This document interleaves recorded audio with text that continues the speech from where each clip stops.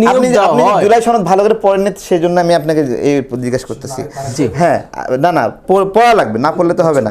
আপনি যদি পড়তেন তাহলে জুলাই সনদ যে গণতন্ত্রের পরিপন্থীটা আপনি খুঁজে পাইতেন।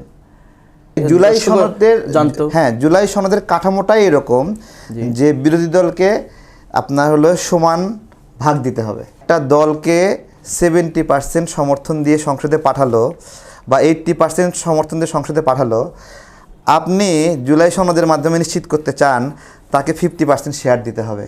এটা কি গণতন্ত্রের পরিপন্থী না? মেয়াদি মব ডেভেলপ করতে যাচ্ছেন যে এই জায়গাগুলোতে আপনি সারাদিন ঝগড়া করবেন, সারাদিন বিবাদ করবেন, সেই কারণে অথবা সরকারকে কার্যক্রম করতে দেবেন না। এইটাই জুলাইয়ের একটা ষড়যন্ত্র, যে দীর্ঘমেয়াদী একটা মবের সংস্কৃতি, সরকার প্রশাসন নিয়োগ সব জায়গায় নিয়ন্ত্রণ করা। জনগণ ডিসাইড করে দিছে যে কারা রাষ্ট্র চালাবে, তারা তাদের মতোকে নিয়োগ দিবে। বাংলাদেশ ব্যাংকের এমডি খারাপ করলে দোষটা তারেক রহমানের হবে না শফিকুর রহমানের হবে? আতিক ভাই যে কথাটি বলেন, জুলাই সনদের যে গণভোট সেটাও কিন্তু জনগণ, জুলাই সনদ যে প্রক্রিয়ায় গঠিত হয়েছে এই প্রক্রিয়া আপনি বলছেন নির্ধারণ করে দিয়েছে জনগণ, আমি এই প্রক্রিয়ায় প্রতারণামূলক।